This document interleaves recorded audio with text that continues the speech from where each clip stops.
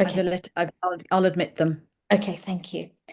Right, we'll get started because there are a lot of topics that we want to cover today, and I don't think we're going to get through them all. So I would like this to be a continuing discussion. I think that's really, really important. So before I begin, just to introduce Caroline, we've had two forums so far. Sandra has helped me with the first one to co-facilitate. She is incredibly resourceful in terms of legislation. I know you're not a lawyer, but your mind is incredible in how you're able to remember all the fine details. And that was incredibly, I'm saying incredibly all the time, very helpful for us. And then I had Alex from Yachty World, who also assisted me in running a session. He did a poll with some very insightful results that we were able to share and use as a premise for further discussion. So, my background is in psychology, organizational psychology, counseling, and business.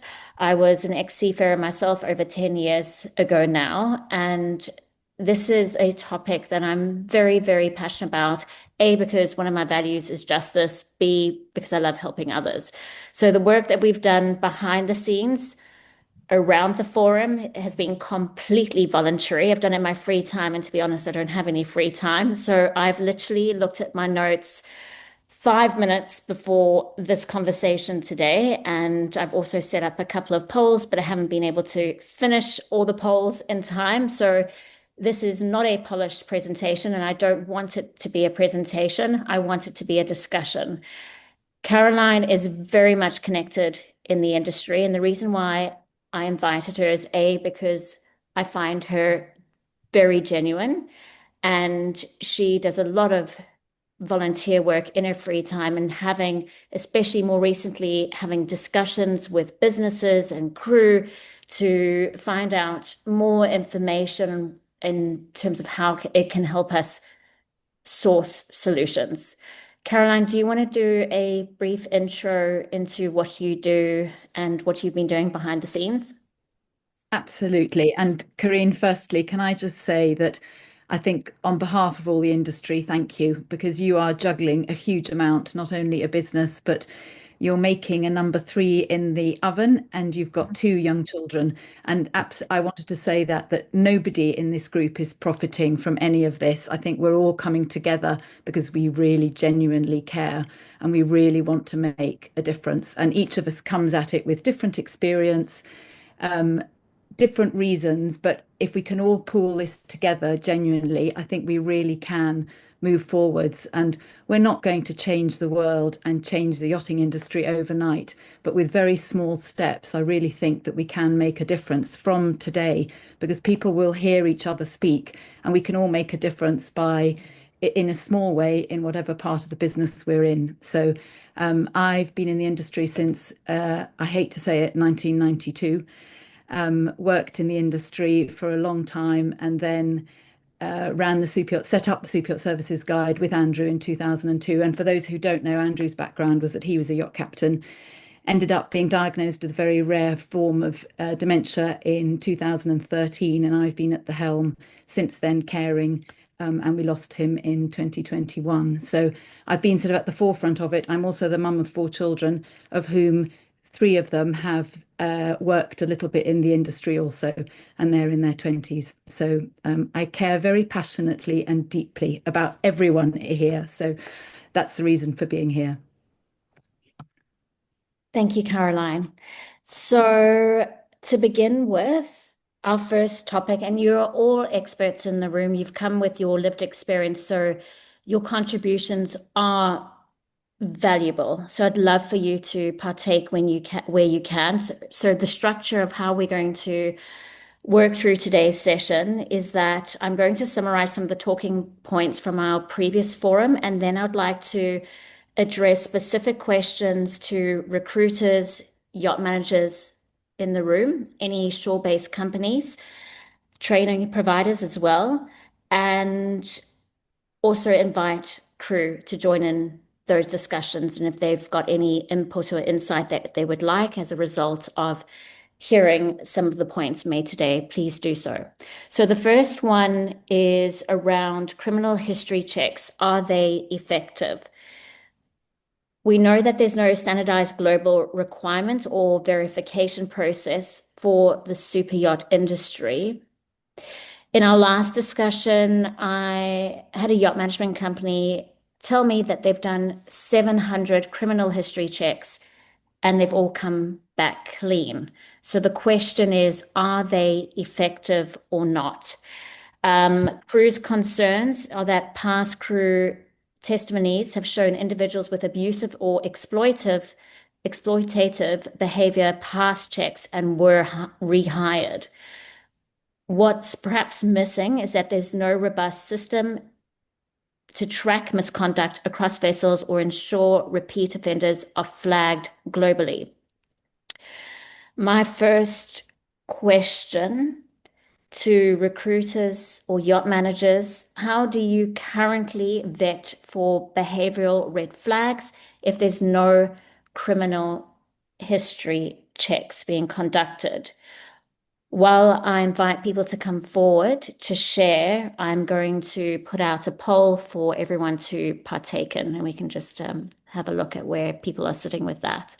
And then I will invite Ellen, who's involved with risk management. She's from Credentials, to perhaps assist us with the topic and answering questions because I'm not an expert in this area. And I don't know if Conrad is here. I didn't have a chance to see his message on LinkedIn. Okay, so would anyone like to come forward as a recruiter, yacht management company, in addressing that specific question? How do you vet? And have you done criminal history checks, and has it proven to be effective?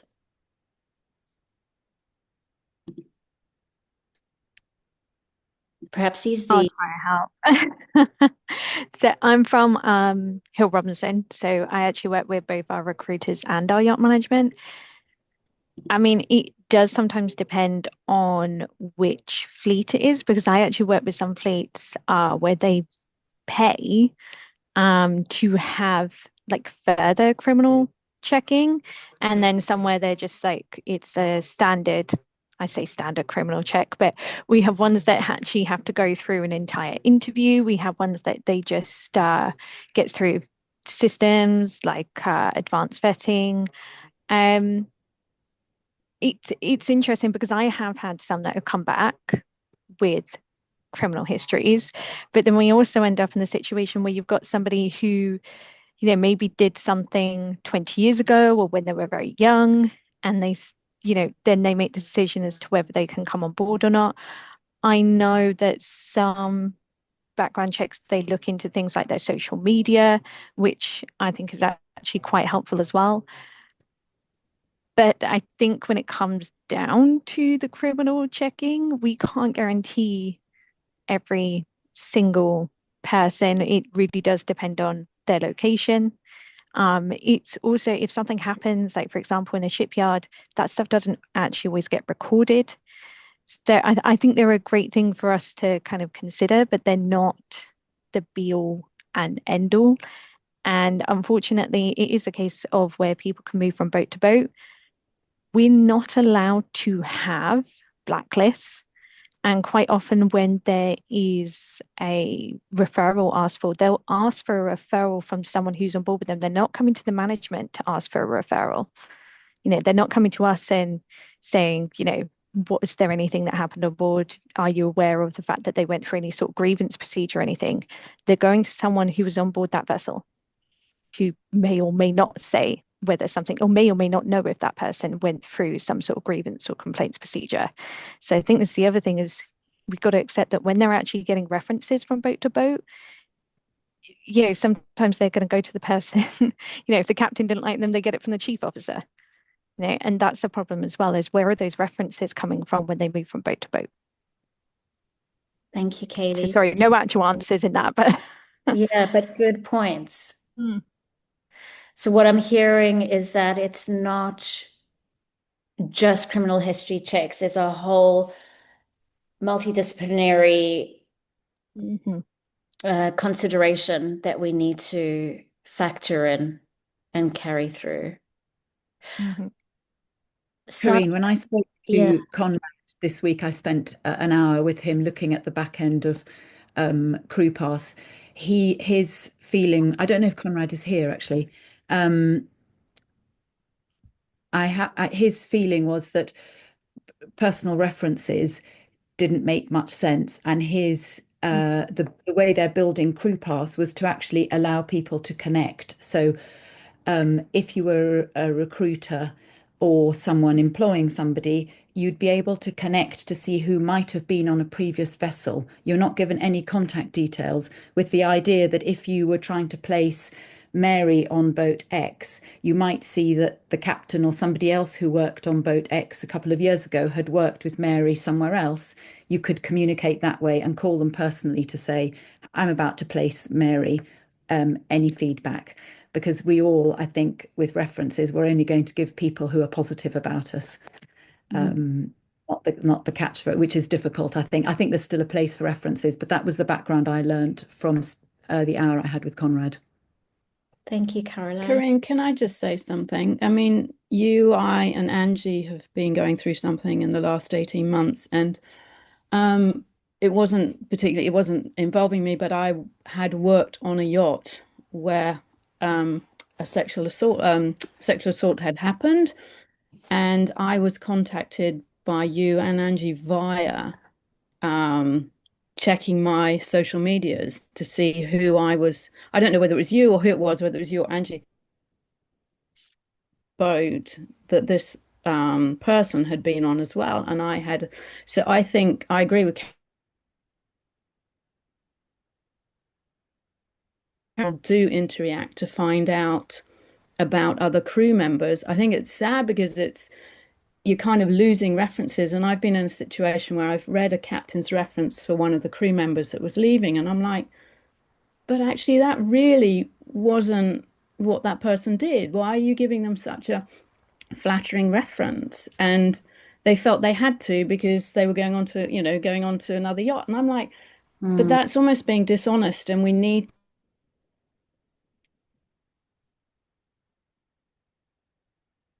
industry. So, in the world in Australia, if you work, you're always having to have criminal checks. Whether I work as a chef in a restaurant, I end up having a criminal check. So I feel that when we do go to sea, it's something that I don't know needs to be addressed a little bit more carefully as to how we take on crew members and checking their background. And the particular person that we've all been involved with carried on working for 10 years in this industry and kept on. And so I feel that it has affected a lot of people, and it's a shame. mm, That there isn't I don't know how we do it. I'm not a recruiter. I'm a chef. I work on yachts. But I'm very much involved with how we can make this whole industry safer for both men and women. I'm not saying it's just for women. And we have to be aware of people. I worked with another guy on a boat who was very scary, and the captain hadn't done a particularly good background check on him, on his references and everything. And I'm just like, you know, this guy had real problems with drugs and with drink, and he shouldn't have been in the yachting industry. So how do these people slip through? And I think that's a big question that we all need to address in somehow. And I don't know, this is a good area that we can all talk to and find out what's a better way that we can do it. Because mm, it's not fair. And I really believe that I know not that we all love social media, but social media is the way the younger generation are focused in their lives.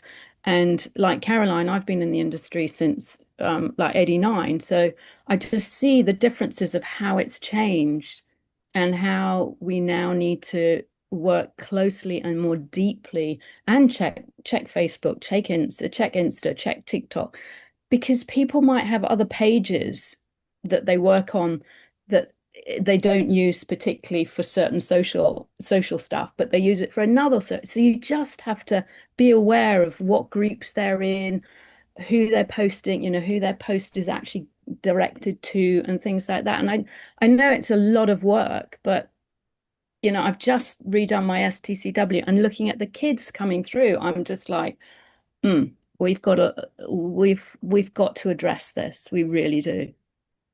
Thank you, Polly. I can see Melgozata, you want to speak? Go ahead. Sorry about that. I'm at the parking station, so if there's a background noise, I apologize. So I agree with Polly. I think social media does make a huge difference. The criminal background check, it works for the owners, for crew not so much, because a lot of things that's happening on a boat is not really reported. And if it's being reported, it's being ignored, and we all know that. And let's just be honest about it. Let's not bubble wrap it into whatever is happening. I actually deal with a lot of Facebook website for the women and men in the industry, warning them about predators. We have a lot of support network in the background that we don't talk about here on the forums, because actually one of my partners in crime in that is being now chased by one of the recruiters trying to track her down, and she's anonymous. But the fact is, social media does help, like Polly said. My husband had an abusive, very dangerous first officer on board who tried to threaten the chief stew, who's been trying to be violent towards him and the chef. And what I did, I actually checked his name on Facebook. I found out who he knew, and then I tracked down his previous friends, as you call it, crew members. And they've actually confirmed he is abusive. He is dangerous. He's done it before. He's been reported before. Nothing was done. He was just quietly removed from the boat. And with that sense, my husband was able to, who is a captain, was able to alert the police maritime. They checked actually previous grievances, and now he's not able to work on vessels anymore. However, and that's due to social media, not reference check, not criminal checks, nothing like that. But also it can be dangerous because there can be some claims that are not obviously real or made up. But the social media did help to support the crew. Especially these days, we're getting a lot of messages, phone calls. And I love the reaction on the previous Instagram when people are like, oh my God, so many people have problems on board. I was like, this is not new. We've been talking about it for years. 2 years ago, I was on a meeting with, I think it was with Captain Kelly and Emma, when they're obviously trying to do their best to help. And I had all the recruiters behind me and management saying that, no, but we're trying to help. I'm not saying you're not trying. I'm just saying it's not good enough. Because if people can work in this industry 10 years and rape stewardesses, people can work in this industry 15 years and steal and be threatening and fire and abuse, and they're going from vessel to vessel. This is not them only. This is also the recruiters. This is also the management companies. And I'm not blaming to everyone here. I know people are trying, but this has to be really done properly, because it cannot be such a thing just talking about mental health of the crew and background checks on Instagram and posting nice pictures. But, I'm getting phone calls, messages every day about people being in danger. We're actually dealing now with another captain. So please, like, as a chef, as a crew member, we need some help.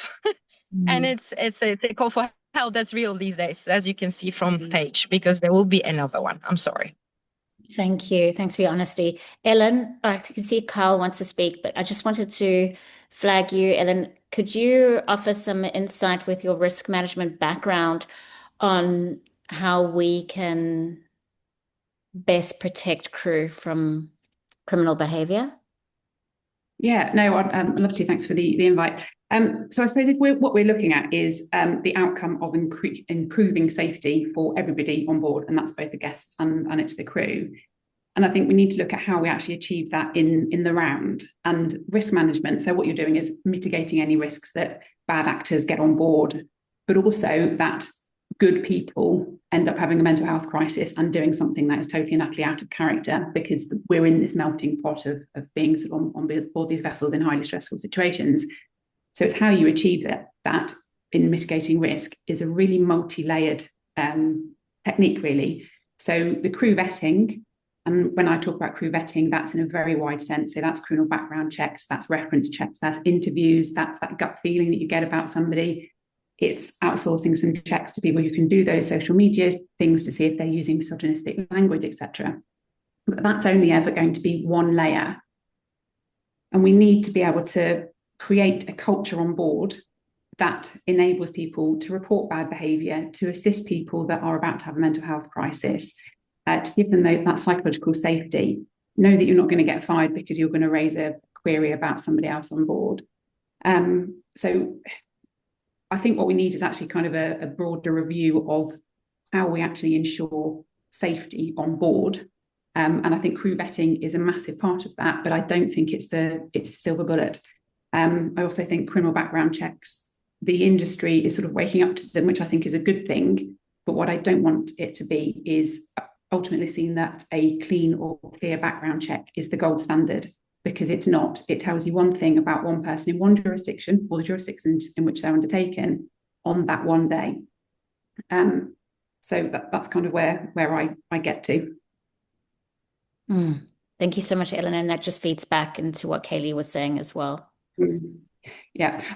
One other thing I would like to point out is that I speak to a lot of recruiters and managers on a very regular basis, and I truly believe that they are doing a very good job, certainly the ones I speak to, of doing that vetting.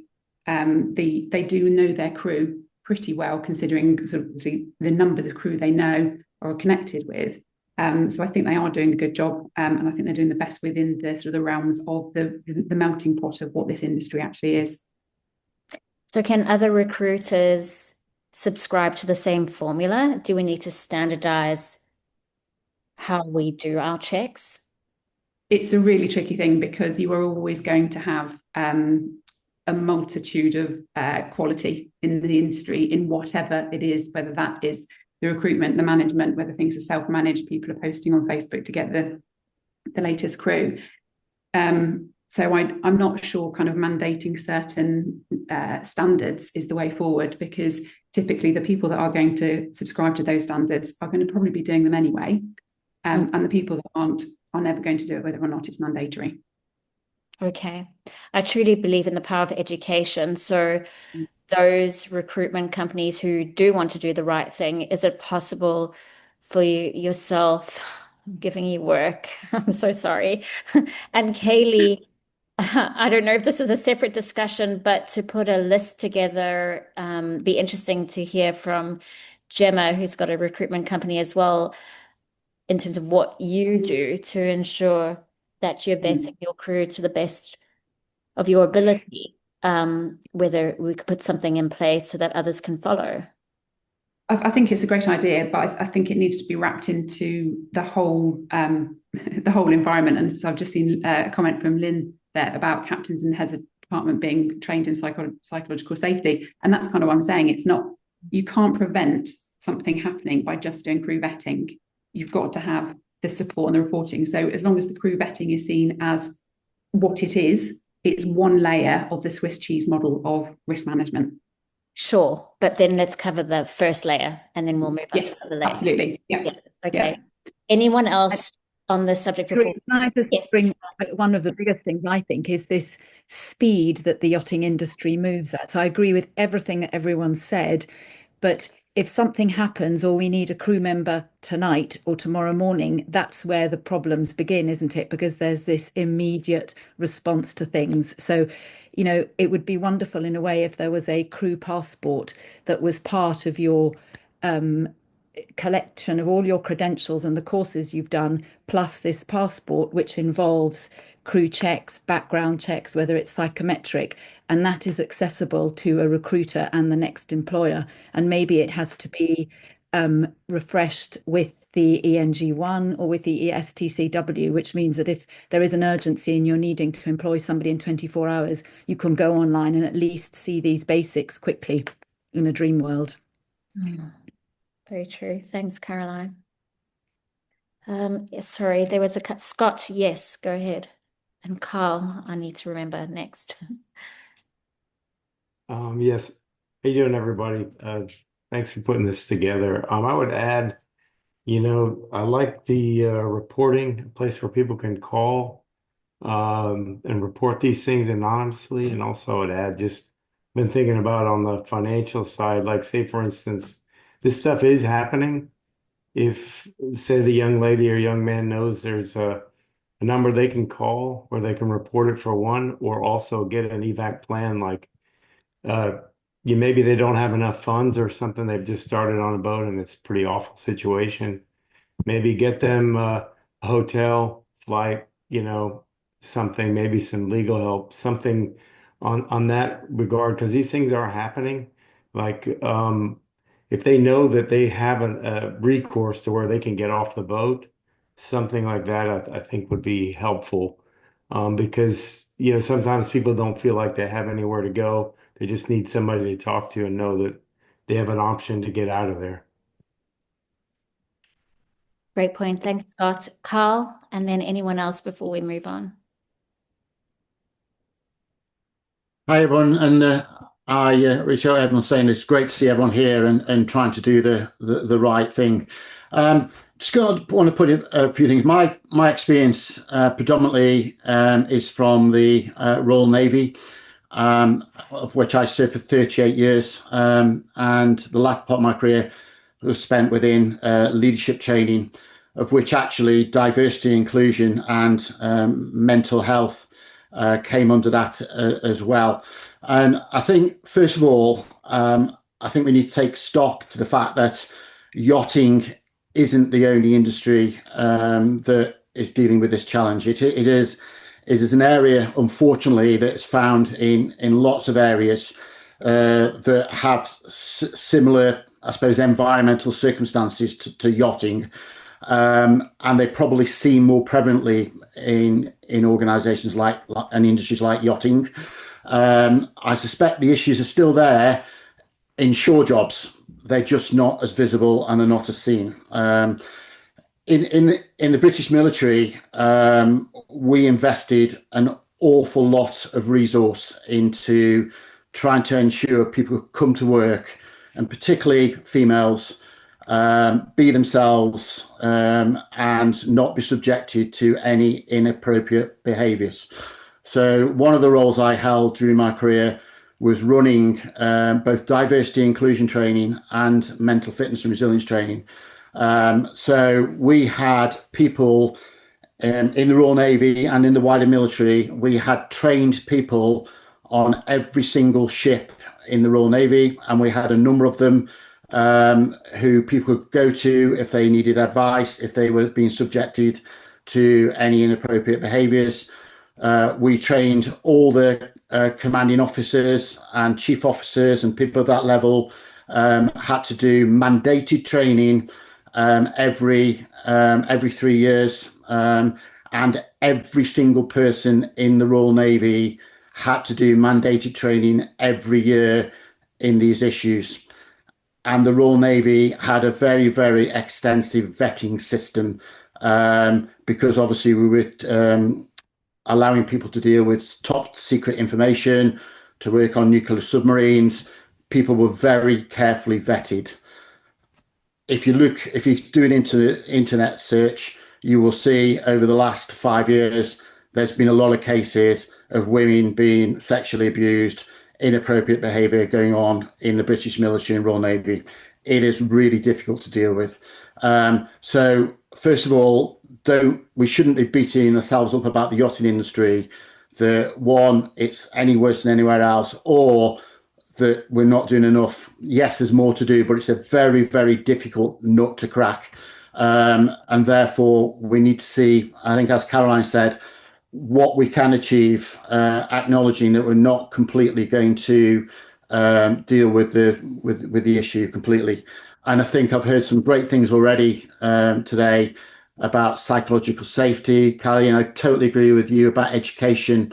But for me, the fundamental thing is we need to have a clear idea of what it is we're trying to achieve. And I think one thing I am picking up is there's mixed messages that obviously the tragic event with Paige, which, we all know is horrible, and, we don't want anything like that ever happening to anyone else, is extremely rare. I mean, it is probably the least likely thing to happen to anyone in yachting.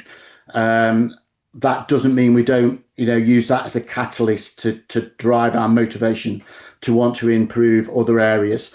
But I think one thing I'd like to see is an actual understanding of what it is we're trying to address. Because unless we've got that, we can't actually focus on then putting measures in place. So we're talking about criminal background checks. Well, if I go and bully any of you, that's not a criminal offence. So I can be an absolute bully and been bullying people in the UK for years and years and years and being fired from loads of jobs. That will never show up in a criminal check because it's not a criminal offence in the UK. It might be a criminal offence in some other jurisdictions. It's not in the UK. So I could happily go on board a yacht, even though I'm an absolute bully and I've been sacked from a number of jobs. So we need to understand what it is we're trying to stop. And I think we pretty broadly know what that is, but have we actually captured it? And then once we know that, then we can give some intellect and some thought to, well, what's the best way of addressing that? And I suspect it's going to be a mixed bag of measures, from education to putting some processes in place. And there's already been some great ideas thrown out there. But I just think we just need to maybe think about what it is, the actual issue that we're trying to sort. And then we can all pour effort into trying to come up with some solutions that are going to make a difference in the industry. Thank you, Carl. As I said at the beginning of the session, we have an array of topics that we want to cover that I think fits under the same umbrella, which is crew safety and professionalizing the industry. We talk about working in a very professional industry, but we can see that we still got a lot of work to do in that area. So I think it's just really tackling small bite-sized chunks, such as criminal history checks, psychological safety, whether we do use psychometrics or not.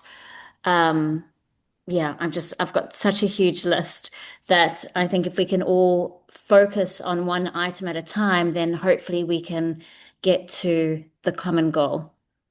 And Colin, I mean, I think that what you're saying there about the list is brilliant. And I think what you're alluding to there, and I totally agree with, is this is a vast subject with so many strands to it.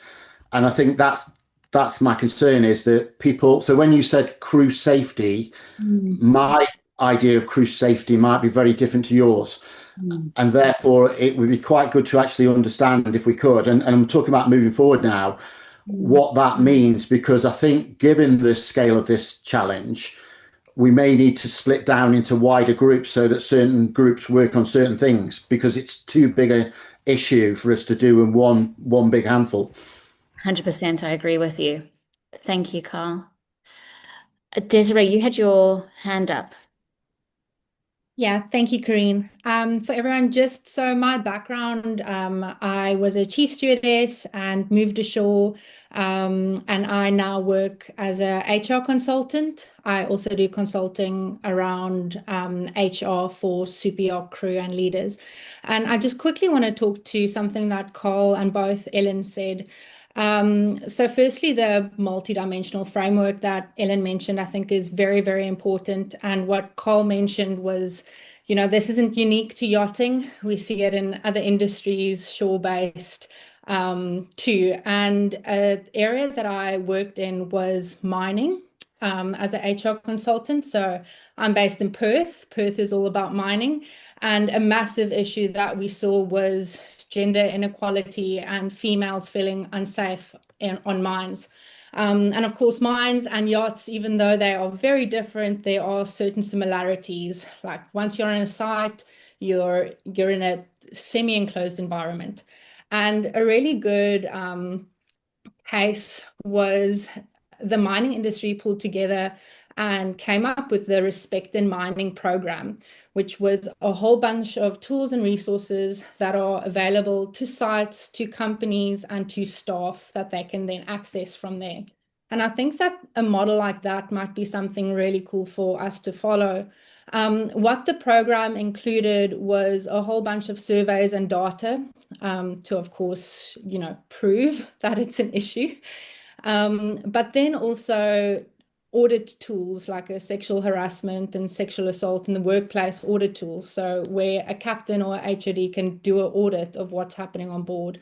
Focus group discussion guides. So where crew could get together and have open and honest discussions about what they might be seeing. Sexual harassment and assault policies that, either management companies or captains can implement on board, and a whole bunch of these like little things sort of building into that multi-dimensional framework. Thanks. Thank you, Desiree. Okay, so I'm conscious of time, and before we move on to the next subject, I think we should run with Carl's idea about maybe creating a group that can focus on the first subject, which was essentially vetting crew. Ellen, do you want to head that one? I'd love to. Yeah, no, absolutely. Thank you. Okay. Yeah. And then if anyone wants to be a part of it, you can message Ellen directly. I'm pretty much constant on LinkedIn, so come find me there.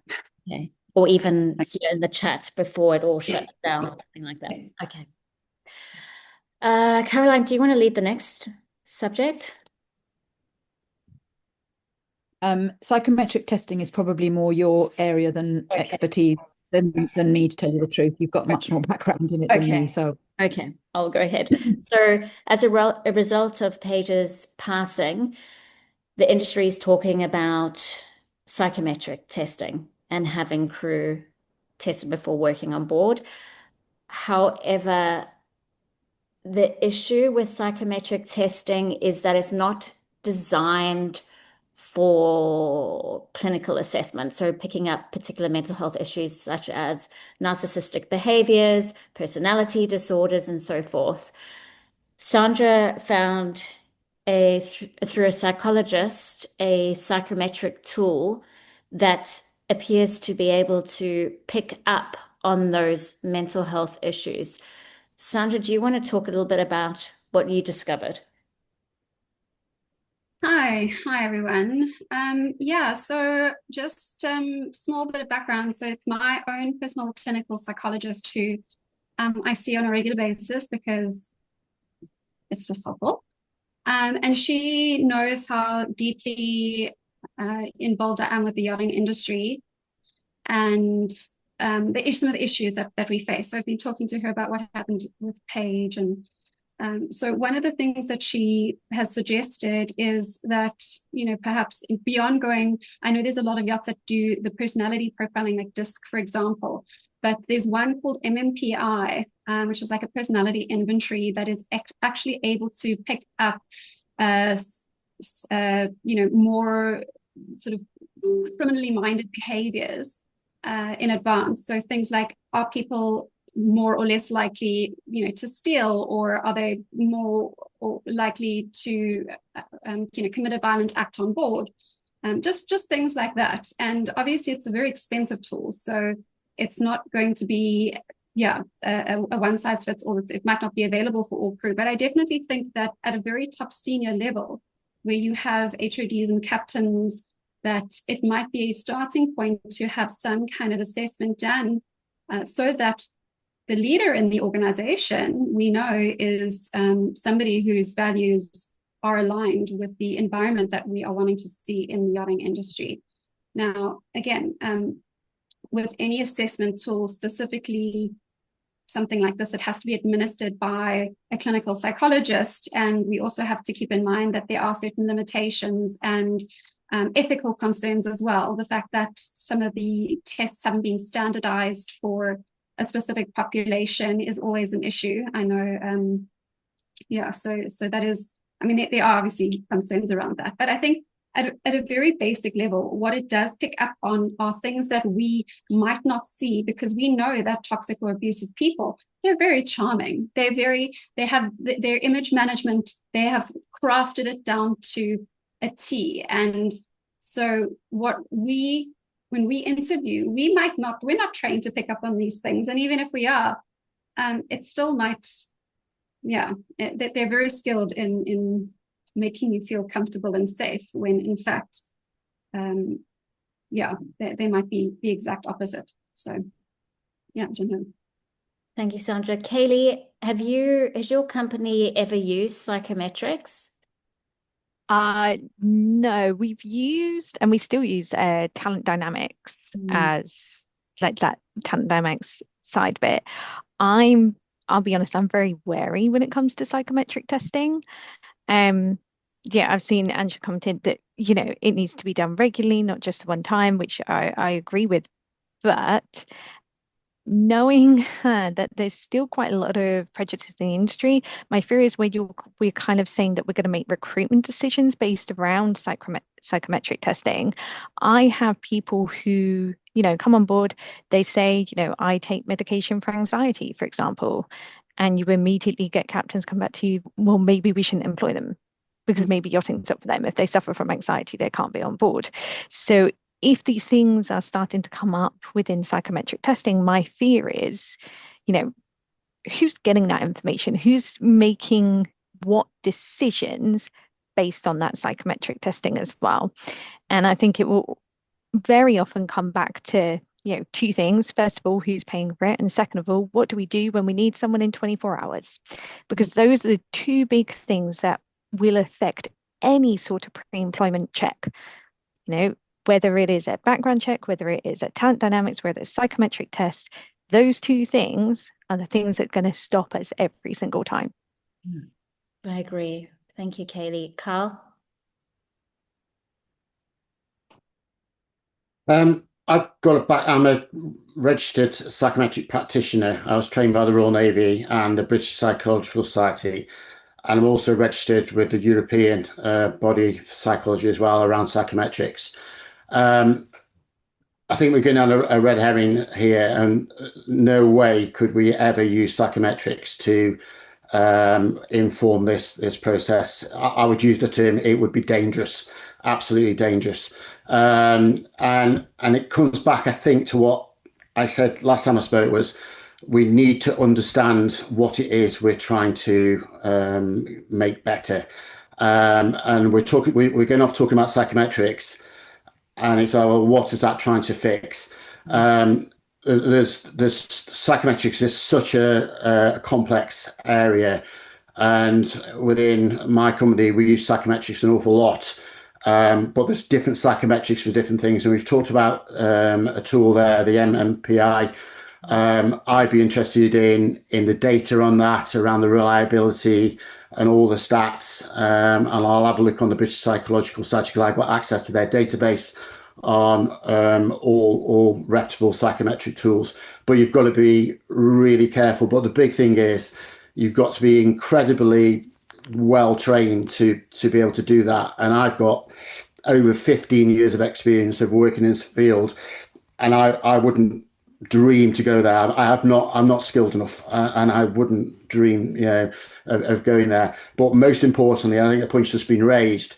It's the people who have got no experience in psychometrics who are then going to be given these results and how they interpret them. And I'll give you an example of that. Is I've worked with a lot of captains off very large yachts who their psychometric profile flags up. They suffer from high anxiety and apprehension. That is their personality. Your personality is locked down by age of 25. You can't change who you are personality-wise. So they are people who are anxious and deal with anxiety every single day. They are fantastic captains because they have learned the behaviours and strategies to be able to manage their personality in the area that they are in. So, and I just can't see any way that whatever your personality is, that's going to mean, you can sort out whether someone's going to be a bully or is going to sexually harass someone. I think it would be a bit of wasted effort to go looking at that area, personally. That makes perfect sense, and I think gives us a bit of peace of mind there, Carl, knowing the direction that we need to go in. Thank you. Lynn. Yes, actually, I was just I'm going to reiterate what Carl says. I actually do the talent dynamics for Hale Robinson. So I've been doing that for a few years now. And that algorithm is based on inherent talents of the people that we're assessing, if you like. But there's no way that particular algorithm would pick up as far as I can see, any criminal tendencies. So I think if we were going to go down that route, it's really what Carl is saying. We have that whatever test is being chosen has to be targeted to pick out those traits, but also to be analysed by people who are experts in that field. Very much so. Yeah. And Lily, it comes down to things like, talent dynamics is a type-based psychometric that could not be used for selection, or shouldn't be, because you need to be looking at trait-based psychometric tools for that. Yes. And again, and even trait-based, it's just really, really difficult. The tools that I use, I wouldn't use for screening people for that, for the sort of thing we're talking about here. Yeah, exactly. Yeah. And the talent dynamics is used really in team building exercises, absolutely. whereby inherent talents are highlighted, any challenges are highlighted. So where does somebody need support? Where can their skills be optimized? Where is the gap analysis in the team? So it's a completely different kind of process. You're using it for what it's designed for, and that's absolutely appropriate. Indeed, yeah. And I think in our previous discussion, a representative from a yacht management company said, we're looking into doing psychometrics. And my first question is, well, what outcome are you looking for? What is the purpose of doing it? And linking it back again to Paige's passing, the reason why crew want psychometrics is obviously from a safety perspective, but more specifically, it's identifying mental health issues, such as the narcissistic behavior, personality disorders, and things like that. From an ENG1 perspective, I don't know if a tool could be integrated there, but then it goes back into discrimination. And I know with a lot of crew that I see, they don't feel comfortable in disclosing that they are suffering from anxiety, or they're taking mild anxiety tablets, because then it could affect them getting their ENG1. So that's another problem. Okay, I'm not going to start another subject. We got through 2 of probably a list of 10. So what we'll do in the US session, we'll continue the discussion and then focus on topic 3 and 4. I would love for all of you to be a part of this conversation again, and for it to continue to grow. I don't think it's a once-off conversation. I met Kaylee in person at the Met Strade for the first time in November last year, and what I heard from the participants is that they are so exhausted of attending these sessions and just hearing the same problems being discussed. So I really do want this to be solution focused, and for us to be agents of change if we can. Maybe I'm very optimistic, but I'm hopeful. Okay, so Caroline, would you like to add anything before we sign off, and then also inviting the rest of you here today to perhaps put things in the chat as part of an agenda moving forward, or if you have any last parting words? Thank you, Corinne. I think we can all bring things together and learn from each other. One of the common threads in the chat has been this reporting system, and somehow that needs to change. I will take it upon myself to try and speak. I think we've got Nautilus, Yacht Crew Help, PYA. We've got various organisations already, and somehow we need to connect the dots. And even if there's a way of reporting something, the next step can then move. So I will most certainly try and connect those dots together. If anyone on this chat wants to message me privately and come on board, that might be something that we can discuss, because I think that's something really urgent. At least there's a way of reporting something. But thank you everyone for being part of this discussion, and let's continue. Absolutely. Thank you. Anyone else got anything to add? I'm going to save the chat so that I can read. Can we just mention, I will mention very quickly, the ICE One Yacht Crew helpline, because I can see a lot of people talking about reporting, a lot of people, I think Scott saying earlier about people being able to get off the vessel and things. The ICE One Yacht Crew helpline can do that. And, we at Hill Robson, with the First Yacht Management Company, we actually commissioned our own helpline. And that actually means that we get anonymous but reporting so that we know if something is happening, there's any kind of patterns happening, we can step in. And they have like copies of all of our grievance procedures, our DPAs, every single safety procedure they could possibly have. So they also know, they will react if somebody's life is in danger or the vessel is in danger, and they will react immediately. And then they know how to come kind of back to us as well. And I think the more that we can support the Yacht Crew Helpline, the better that is going to be for everyone. So I'm a bit of a mission at the moment to make sure as many people and as many management companies as possible actually start supporting this helpline.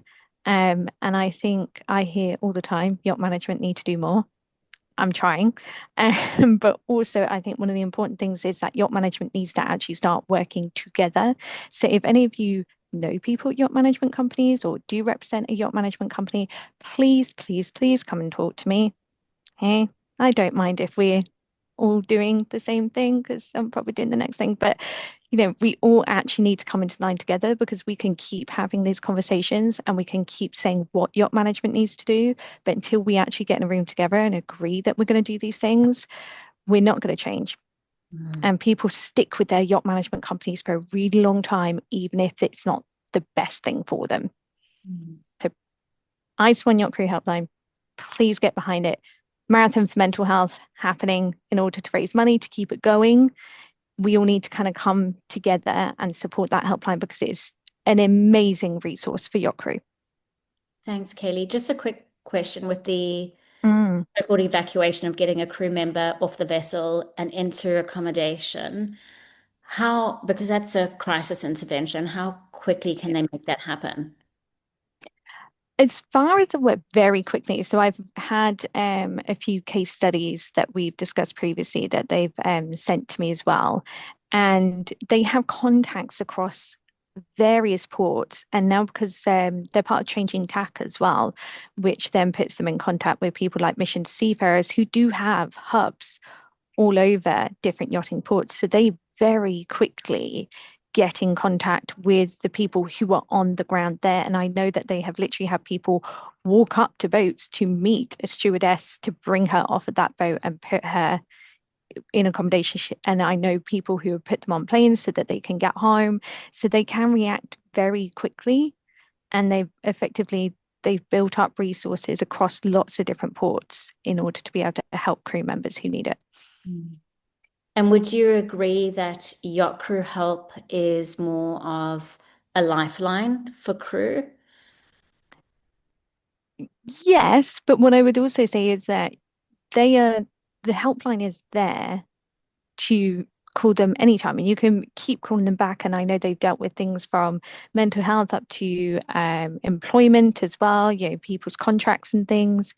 And what they can do, and this is why I'm encouraging management companies to sign up, is that all of our crew, if they phone that line, obviously they're speaking to people within ICE One, and that they have counsellors who are in-house, but they can also be put in contact with the counsellor out of house as well. So they get 5 sessions with their in-house counselling team if they call the number and they're like, do you know what? I think you would benefit from this. And then after those 5 sessions, they then put them in contact with their outhouse counsellors. And the other thing they have is a copy of all of our insurance as well. So they know if that crew member is going to be covered by insurance for that. And if they're not going to be covered by insurance, they then start reaching out to other areas to find out how can that counselling be supported elsewhere. Something like Yachting Minds Matters, for example. Yes. It's a big thing. This information needs to be shared. It's brilliant. Yeah, Great. there is a big campaign happening in September, like an awareness campaign for ICE One Yacht Crew Helpline as well. Okay. Thank you, Kaylee. Okay. So I'm not missing anyone else. Then you check out. Yeah. Could I add something? Yes, please. Okay. Hi, I'm Lauren. I worked in yachting for over 8 years as an engineer. I'm currently on a ships right now. I'm on a ship at this moment. We had our weekly safety meeting. Another female is a third mate. Anyhow, we really hit this deep just yesterday. Another woman was attacked on a cruise ship by a coworker as well. I'm not sure if everyone's aware. But one thing I tried to point out to our crew is that, if you notice aggressive behavior from one crew member to another, if you notice something that appears to be like a stalking behavior or harassment, even in the smallest ways, the changes of behavior of other crew members, but that doesn't even really involve you, we're really encouraging people to, watch out for each other and even report those situations up the chain. Thank you. Perfect.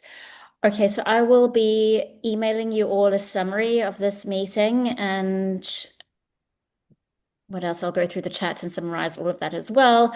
And then you will have the details for the following, which is the US meeting. And then hopefully after I have baby number 3, we can have one in November. Okay, thank you all for your time today and showing up. We've had some really great people in the room. I really appreciate it. Corinne, thank you very much indeed. See you too. Thank you, Corinne. Thank you so much, guys. Thank you, Corinne, Thank Caroline, you. and everybody for being